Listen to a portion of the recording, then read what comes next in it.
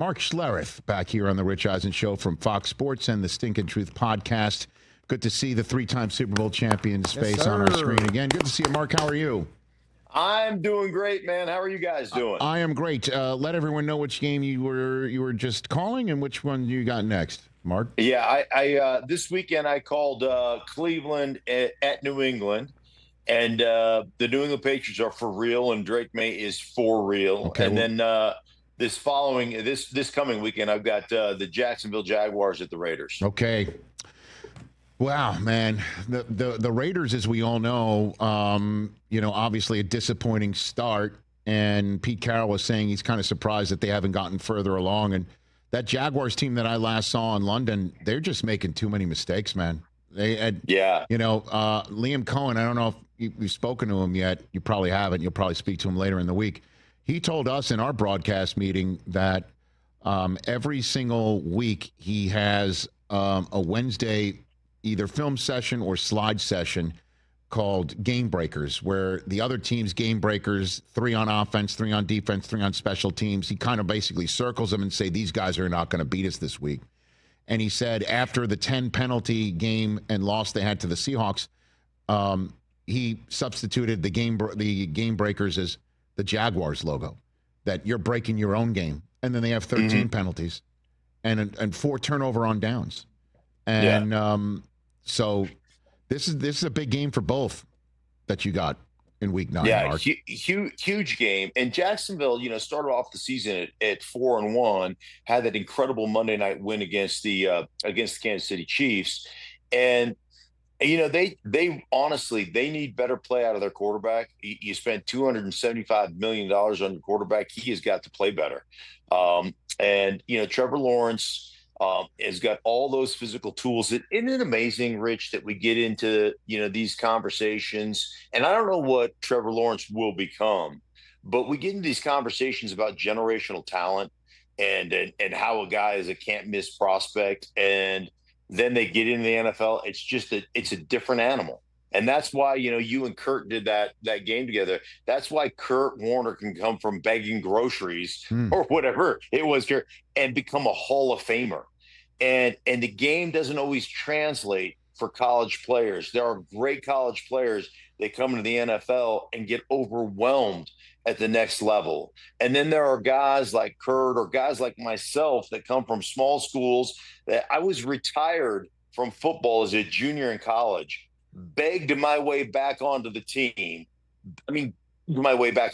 Switched from defense to offense and ended up starting for 12 years in the National Football League. You just never know how guys are going to perform at the next level. So it's just an interesting situation that the Jacksonville Jaguars find themselves in, and that Trevor Lawrence finds himself in, because it's time for him, to lead his team and play really good football. Mark Schlereth here on the Rich Eisen Show, back on ESPN Radio, presented by Progressive Insurance, 3-time Super Bowl champion. All right, Mark, I don't think we're needing to wonder if the Chiefs have turned a corner anymore. The question now is, how far can they go? Super Bowl, right? I mean, we're seeing it. Sure. We're seeing it in front of us, right, Mark? Yeah.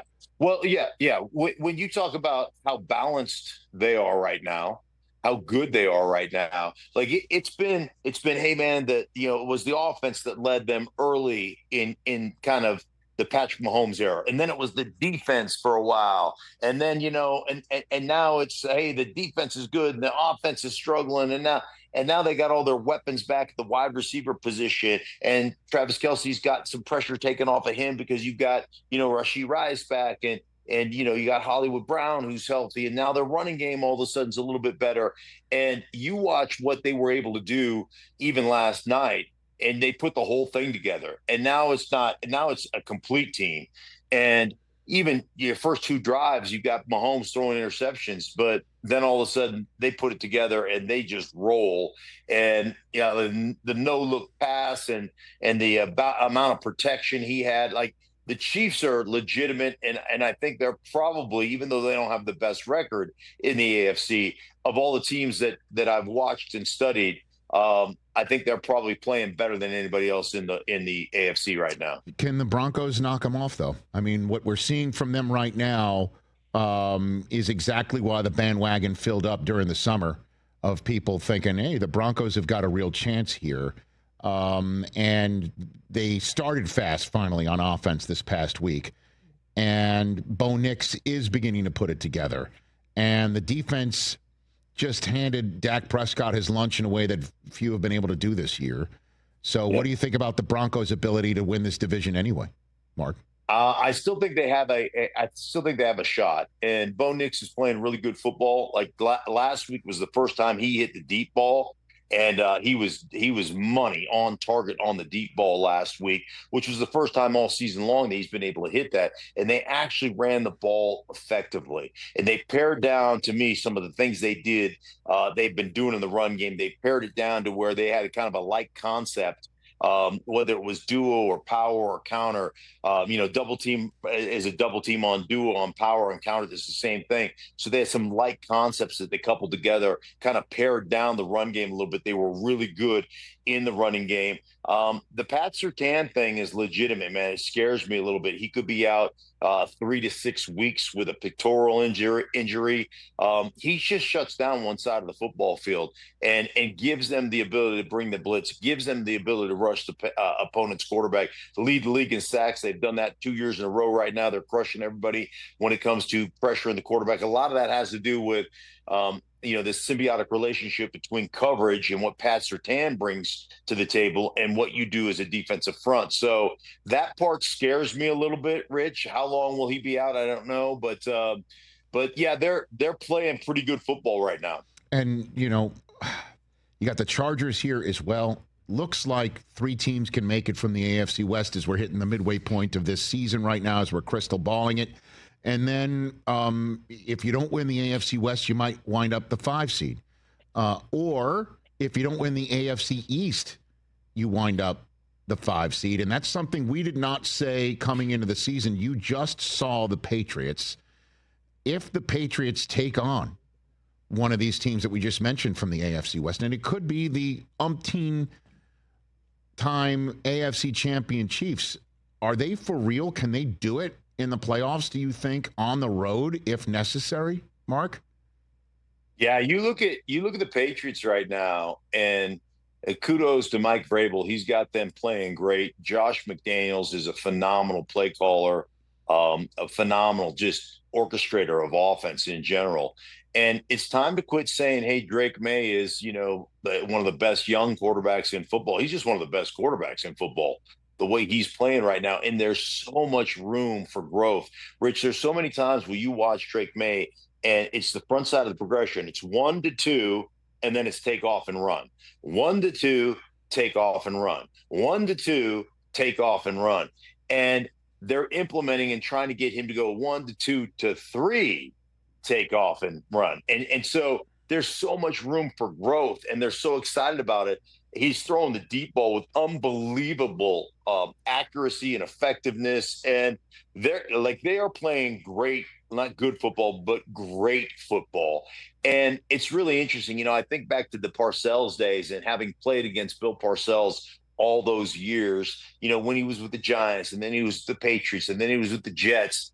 And always watching him bring along like Steve Diassi and Pepper Johnson, right? And his guys to implement his system. And, when Bill Parcells is going to go off on you, these guys can help manage the locker room in those situations. And then I see Vrabel, and he's got Harold Landry on one edge, who was with him in Tennessee. He's got Spillane playing middle linebacker for him, who's with him in Tennessee. He's got Jack Gibbons, was also a middle linebacker, a backup player for him. So he's brought these guys along with him to say, hey, man, it's kind of this Parcells feature. Like, I got my guys, and we're ready to go to battle together. He's a really good head coach. And, he's tough. He coaches them hard, but he builds relationships with those guys. I think he's doing a phenomenal job. If it wasn't for what Shane Steichen's doing in Indianapolis right now, he'd be my leader in the clubhouse for Coach of the Year. Finishing up our AFC talk, Mark, the Colts sit atop the conference, and for good reason. They're as well balanced as any team that I've seen in recent years, and they've got an MVP at running back who is unstoppable. They're going to pack their bags though now. They're at Pittsburgh this week. a home game against Atlanta, but that's in Germany. So they're going to go from Pittsburgh all the way to Germany. A bye week before they visit Kansas City. And I think that's where rubber meets road, right? Because they've got their the rest of their games are against their own division, 2 against Houston, 2 against Jacksonville, and then 2 against the NFC West. And that could be some of the top teams, obviously, in that division. But barring injury, they're the favorites to win this conference right now, aren't they, Mark? Yeah, and they're playing great. It's so funny because I'm such a anti wide receiver guy. Wide receiver, I think I've told you this before, like children. One, they're completely dependent on everybody else doing their job. Two, they whine and cry and piss and moan if they don't get fed. And so that's how wide receivers operate. And then you look at and I hear this all the time. Well, who's the number one? Oh, no, they don't have a number one. They got to go get a number one. You got Alex Pearson, you got Pittman, and you've got Downs, and they've got really good players. But there's nobody. You're not confusing any of those guys for Jamar Chase or Justin Jefferson. It's control the line of scrimmage, run the ball, open up your play action game, your RPO game with Daniel Jones. That's what they're doing, and they're controlling both lines of scrimmage, and they are right now playing as good as anybody in the NFL. And like you said, have the fast track to the number one seed in the AFC, which is absolutely incredible. And think about Minnesota, Rich. Minnesota had Sam Darnold, who's playing kind of at a MVP level, if you will, or all-pro level, and they had Daniel Jones in that building. And they decided to go with a young kid that wears a lot of eye black. I get that you draft kids, and I get that you're trying to implement them. But boy, I tell you, those two guys they let out of the building. That's hindsight being 2020. It seems like a mistake. Well, 2 follow-up questions. First one, when you say the analogy about receivers being kids and that you just tell them to do their job, what's the job? Is it going potty? Is that the analogy? Eating what you're supposed to eat? What is that the job you're referring to with kids, Mark? Yeah. It's all the above jobs. Okay, good enough. It's parenting. Okay. You got to parent. I understand that. My kids are in their late 30s now, and mid to late 30s, early to late 30s, yes. And I'm still parenting them. Of course, you're never over. It's a job that never ends. But the real follow-up question is in your mind Jonathan Taylor the MVP of this league entering Week 9? Mark? Oh, I would love that. No. It's who is yours? You can make it so. Sure. Yes, Jonathan. I'll give it Jonathan Taylor. I love that. I hadn't thought about it up until you asked me the question. Sure. But because quarterbacks don't play football. Quarterbacks play quarterback. That's like that to me. I hate the fact that we just it's like the Heisman. Like the Heisman goes to a quarterback. I hate that, right? I quit watching and paying attention to the Heisman when Terrell Suggs had 24 sacks 1 year and didn't even get invited to New York. Stop it. It loses all credibility to me. And so I want to see football players, guys who actually play football. I'd like to see those guys win MVPs because they deserve to win MVPs as opposed to just giving it a quarterback every year. Mark Schlereth here on the Rich Eisen Show. And then in the NFC, the Packers do lead the Roost in record. Do they lead the league for you, the conference for you? Are they the best team in the NFC? Because after them, it's just a host of teams that have a shot, including the Lions. I mean, we were talking before about the AFC, that if you win the AFC East, you could be either a 2 seed, a 1 seed, or the 5 seed. Same thing with the AFC West. That happened with the NFC North last year, and it sure could happen again, where you either win the division in the 1 seed or you're going on the road to start the playoffs in a wild card weekend, Mark. Yeah, I don't think there's any question. I thought Green Bay the first couple of weeks of the season, I thought they were playing the best of any team in football. And then, then they scuffled a little bit, but they had a lot of injuries. They just got Christian Watson back. They had injuries at the receiver position.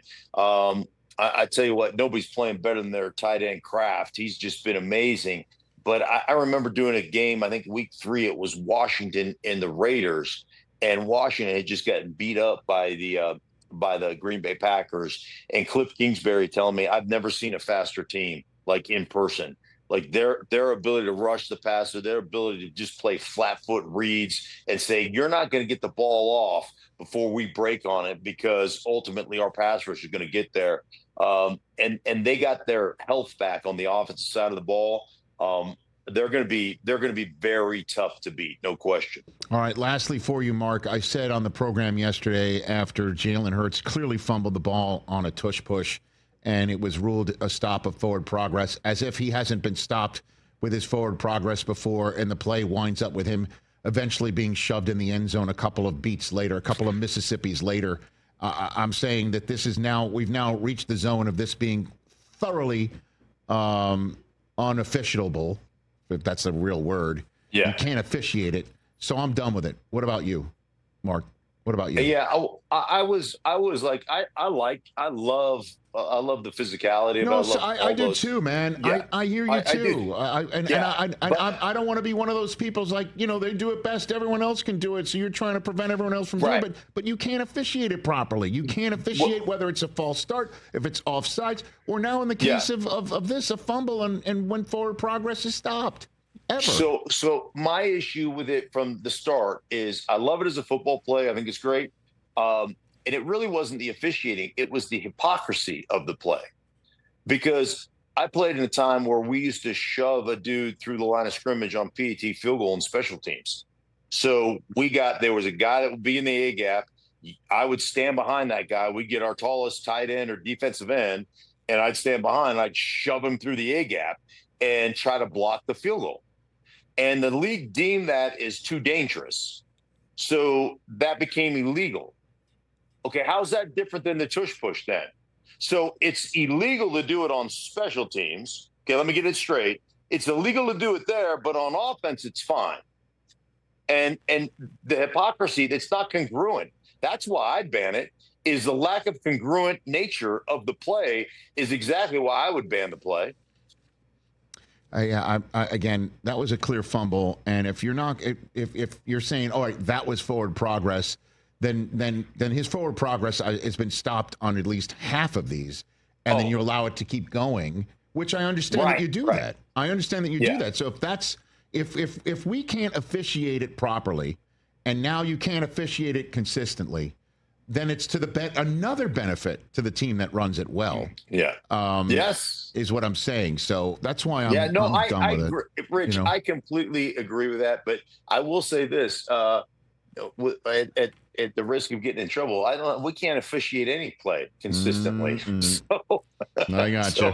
All right. Well, we're out of time, Mark. All right. Hey, man, always great to have you and enjoy your sojourn to Las Vegas, and we'll have you on real soon. Again, as always, all right. You're the Sounds best. Good, buddy. Ladies and gentlemen, everybody check out the Stinkin Truth podcast with Mark Schlereth, and of course, Mark when he calls games on Fox. He's awesome at it. Hey, you made it all the way to the end. Thanks for that. Check us out every single day streaming live on Disney Plus and the ESPN app 12 to 3 Eastern.